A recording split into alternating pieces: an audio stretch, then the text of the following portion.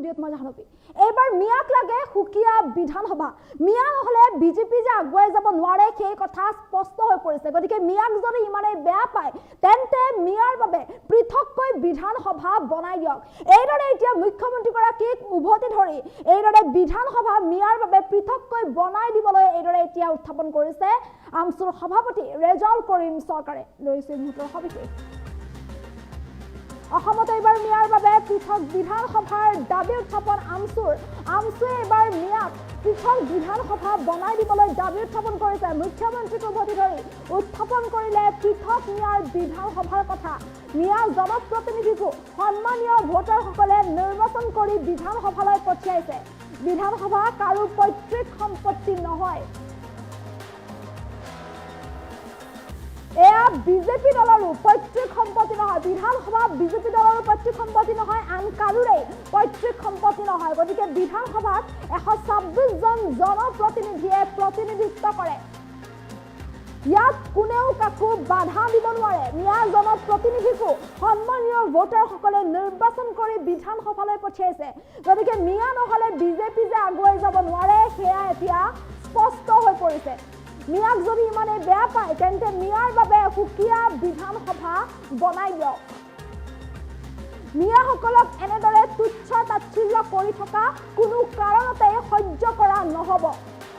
এই মন্তব্য আমছুৰ সভাপতি ৰেজাউল কৰিম চৰকাৰে আৰু এইদৰে এতিয়া মিয়া প্ৰসংগক লৈ পুনৰ সৰব হৈ যোৱা দেখিবলৈ পোৱা গৈছে আমছু আৰু এইদৰে এতিয়া মিয়াৰ বাবে পৃথককৈ বিধানসভা বনাই দিব লাগে বুলি এইদৰে এতিয়া দাবী উত্থাপন কৰা দেখিবলৈ পোৱা গৈছে অসমত এইবাৰ মিয়াৰ বাবে পৃথককৈ বিধানসভা বনাই দিব লাগে বুলি দাবী উত্থাপন কৰিছে আমছুৱে বিজেপি দল আৰু চৰকাৰ এনেকুৱা হৈছে যে মিয়া শব্দ নহলে তেওঁলোকৰ পেটলৈ ভাত নাযায় বুলিও মন্তব্য কৰিছে আমছুৰ সভাপতি ৰেজাউল কৰিম চৰকাৰে মন্তব্য কৰিছে যে বিজেপি দল আৰু চৰকাৰ মিয়া শব্দ নহলে তেওঁলোকৰ পেটলৈ ভাত নাযায় মিয়া শব্দ নহলে তেওঁলোকৰ শান্তি নাই বুলি এইদৰে এতিয়া মন্তব্য কৰিছে মিয়াৰ এইদৰে মিয়াক এতিয়া মিয়াৰ বাবে মানে যদি মিয়াক বেয়া পায় তেন্তে মিয়াৰ বাবে পৃথককৈ বিধানসভা বনাই দিয়ক বুলি উল্লেখ কৰিছে বিধানসভাত 126 জন জনপ্ৰতিনিধিয়ে প্ৰতিনিধিত্ব কৰে আৰু ইয়াৰে মিয়া জনপ্ৰতিনিধিকো সন্মানীয় ভোটাৰসকলে নিৰ্বাচন কৰি বিধানসভালৈ পঠিয়াইছে তেনেস্থলত বিধানসভা কাৰো পৈতৃক সম্পত্তি নহয় বা বিজেপি দলৰো পৈতৃক সম্পত্তি নহয় বিধানসভা গতিকে এই যি 126 জন জনপ্ৰতিনিধিক ভোটাৰসকলে নিৰ্বাচন কৰি পঠিয়াইছে এই ক্ষেত্ৰত কোনেও কাকো বাধা দিব নোৱাৰে গতিকে এটা কথা স্পষ্ট হৈ পৰিছে যে মিয়া নহলে বিজেপি আগুৱাই যাব নোৱাৰে এইদৰে এতিয়া বিজেপিৰ বিৰুদ্ধে ক্ষোভ প্ৰকাশ কৰিছে মুখ্যমন্ত্ৰীগৰাকীক উভতি ধৰিছে আমছুৱে মিয়াক যদি ইমানেই বেয়া পায় তেন্তে মিয়াৰ বাবে সুকীয়াকৈ বিধানসভা বনাই দিয়ক কিন্তু কোনো কাৰণতে বাৰে বাৰে মিয়াসকলক এনেদৰে তুচ্ছ তাচ্ছিল্য কৰি থকা সহ্য কৰা নহব বুলি এইদৰে এতিয়া হুংকাৰ প্ৰদান কৰিছে আমছুৰ সভাপতি ৰেজাউল কৰিম চৰকাৰে মিয়া শব্দক লৈ এইদৰে পুনৰ তীব্ৰ প্ৰতিক্ৰিয়া সৃষ্টি কৰা দেখিবলৈ পোৱা গৈছে আমছুৰ সভাপতিয়ে মিয়া শব্দ নহলে বিজেপি দল আৰু চৰকাৰৰ এতিয়া পেটলৈ ভাত নোযোৱা হৈছে তেওঁলোকৰ শান্তি নোহোৱা অৱস্থা হৈছে বুলি উল্লেখ কৰিছে এই মিয়াসকলক প্ৰায় চামুগুৰিত গৈ ভোট বিচাৰে বুলি উল্লেখ কৰিছে আমছুৰ সভাপতিগৰাকীয়ে মিয়াৰ 40% ভোটেৰে বিপ্লৱেন্দ্ৰ শৰ্মা বিধায়ক হল বুলি উল্লেখ কৰিছে ৰেজাউল কৰিম চৰকাৰে গতিকে মিয়া জনপ্ৰতিনিধিকো ভোটাৰসকলে নিৰ্বাচন কৰি বিধানসভালৈ পঠিয়াইছে আৰু বিধানসভাত এতিয়া 126 জন জনপ্ৰতিনিধিয়ে প্ৰতিনিধিত্ব কৰি আছে গতিকে এই ক্ষেত্ৰত কোনেও কাকো বাধা দিব নোৱাৰে কিয়নো বিধানসভা কাৰো পৈতৃক সম্পত্তি নহয় আনকি বিজেপি দলৰো পৈতৃক সম্পত্তি নহয় বিধানসভা গতিকে মিয়া নহলে বিজেপি যে আগুৱাই যাব নোৱাৰে আগবাঢ়িব নোৱাৰে সেই কথা এতিয়া ইয়াৰ স্পষ্ট হৈ পৰা দেখিবলৈ পোৱা গৈছে গতিকে মিয়াসকলক এনেদৰে তুচ্ছ তাচ্ছিল্য কৰি থকা কোনো কাৰণতে সহ্য কৰা নহব আনকি মুখ্যমন্ত্ৰীগৰাকীক উভতি ধৰিছে যে যদিহে মুখ্যমন্ত্ৰীগৰাকীয়ে উন্নয়নৰ ৰাজনীতি কৰক আৰু সমন্বয়ৰ ৰাজনীতি কৰক এইদৰে মিয়া শব্দক লৈ তুচ্ছ তাচ্ছিল্য কৰাটো সহ্য কৰা নহব বুলিও এইদৰে এতিয়া হুংকাৰ প্ৰদান কৰা দেখিবলৈ পোৱা গৈছে আমছুৰ সভাপতি ৰেজাউল কৰিম চৰকাৰে মিয়াক যদি ইমানেই বেয়া পায় তেন্তে মিয়াক বেয়া পালে মিয়াৰ বাবে এইদৰে পৃথককৈ বিধানসভা বনাই দিয়ক বুলিও এইদৰে উল্লেখ কৰিছে আমছুৰ সভাপতি এইদৰে ৰেজাউল কৰিম চৰকাৰে আৰু মিয়া শব্দক লৈ পুনৰ এইদৰে প্ৰতিক্ৰিয়া প্ৰকাশ কৰা দেখিবলৈ পোৱা গৈছে আমছুৱে আৰু এইবাৰ পুনৰবাৰ মুখ্যমন্ত্ৰীগৰাকীক উভতি ধৰি এইদৰে মিয়াৰ বাবে পৃথককৈ বিধানসভা লাগে বুলিও দাবী উত্থাপন কৰিছে আমছুৱে গতিকে মিয়াক যদি বেয়া পায় তেন্তে মিয়াৰ বাবে পৃথককৈ বিধানসভা বনাই দিয়ক এইদৰে বাৰে বাৰে মিয়াক তুচ্ছ তাচ্ছিল্য কৰি থাকিব নোৱাৰিব বা মিয়াক তুচ্ছ তাচ্ছিল্য কৰা সহ্য কৰা নহ'ব বুলি এইদৰে এতিয়া ক্ষোভ প্ৰকাশ কৰিছে আমছুৰ নেতা ৰেজাউল কৰিম চৰকাৰে। বিধানসভাত মিয়া মুছলমান বিধায়কৰ সন্মান নাই বুলিও তীব্ৰ ক্ষোভ প্ৰকাশ কৰিছে আমছুৱে আৰু এইদৰে এতিয়া ৰাজ্যত মিয়াৰ বাবে পৃথক বিধানসভা লাগে বুলি দাবী উত্থাপন কৰিছে আমছুৰ নেতা ৰেজাউল কৰিম চৰকাৰে। সন্দৰ্ভত মন্তব্য আছে, সেই মন্তব্য শুনাবলৈ চেষ্টা কৰিছোঁ।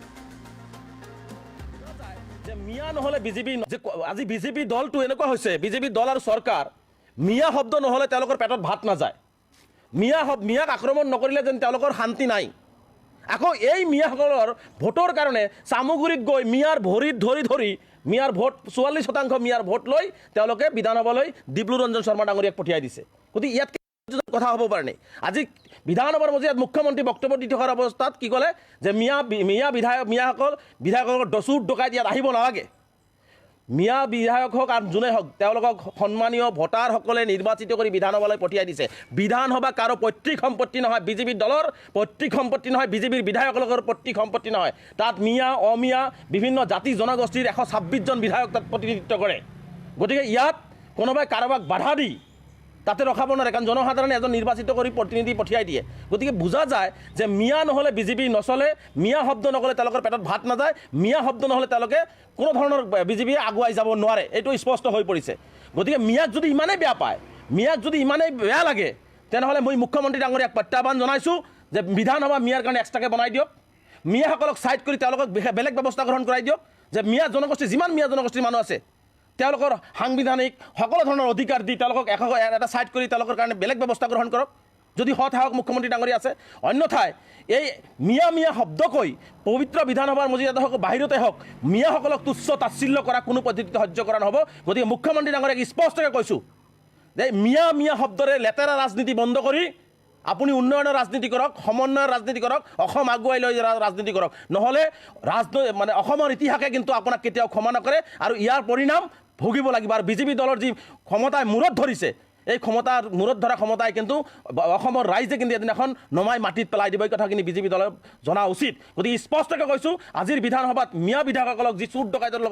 ডকাইত শব্দ ইউজ কৰিছে, এই শব্দক আমি তীব্ৰভাৱে নিন্দা কৰিছোঁ, গৰিহণা দিছোঁ। আৰু মিয়াক যদি বেয়া লাগে মিয়াসকলক ছাইড কৰি দিয়ক, মিয়াৰ কাৰণে বেলেগ বিধানসভা তৈয়াৰ কৰি দিয়ক। তাৰ কাৰণে আমি স্পষ্টভাৱে প্ৰত্যাহ্বান জনাইছোঁ মুখ্যমন্ত্ৰীক যে আজি বিজেপি দলটো এনেকুৱা হৈছে, বিজেপি দল আৰু চৰকাৰ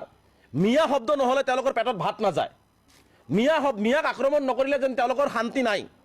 আকৌ এই মিয়াসকলৰ ভোটৰ কাৰণে চামুগুৰিত গৈ মিয়াৰ ভৰিত ধৰি মিয়াৰ ভোট 44% মিয়াৰ ভোট লৈ তেওঁলোকে বিধানসভালৈ ডিব্ৰু ৰঞ্জন শৰ্মা ডাঙৰীয়াক পঠিয়াই দিছে। গতিকে ইয়াত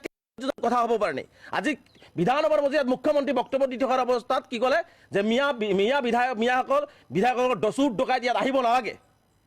মিয়া বিধায়ক হওক আৰু যোনে হওক তেওঁলোকক সন্মানীয় ভোটাৰসকলে নিৰ্বাচিত কৰি বিধানসভালৈ পঠিয়াই দিছে। বিধানসভা কাৰো পৈতৃক সম্পত্তি নহয়, বিজেপি দলৰ পৈতৃক সম্পত্তি নহয়, বিজেপিৰ বিধায়কসকলৰ পৈতৃক সম্পত্তি নহয়। তাত মিয়া অমিয়া বিভিন্ন জাতি জনগোষ্ঠীৰ 126জন বিধায়ক তাত প্ৰতিনিধিত্ব কৰে। গতিকে ইয়াত কোনোবাই কাৰোবাক বাধা দি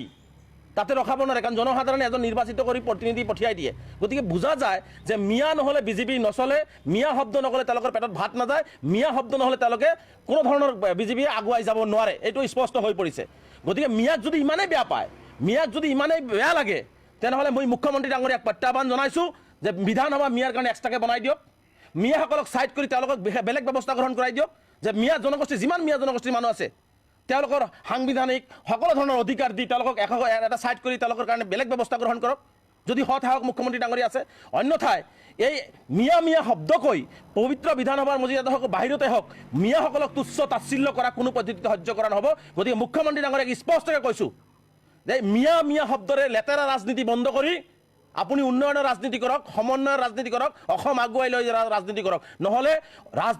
অসমৰ ইতিহাসে কিন্তু আপোনাক কেতিয়াও ক্ষমা নকৰে আৰু ইয়াৰ পৰিণাম ভুগিব লাগিব। আৰু বিজেপি দলৰ যি ক্ষমতাই মূৰত ধৰিছে, এই ক্ষমতাৰ মূৰত ধৰা ক্ষমতাই কিন্তু অসমৰ ৰাইজে কিন্তু এদিনাখন নমাই মাটিত পেলাই দিব, এই কথাখিনি বিজেপি দলে জনা উচিত। গতিকে স্পষ্টকৈ কৈছোঁ, আজিৰ বিধানসভাত মিয়া বিধায়কসকলক যি চুৰ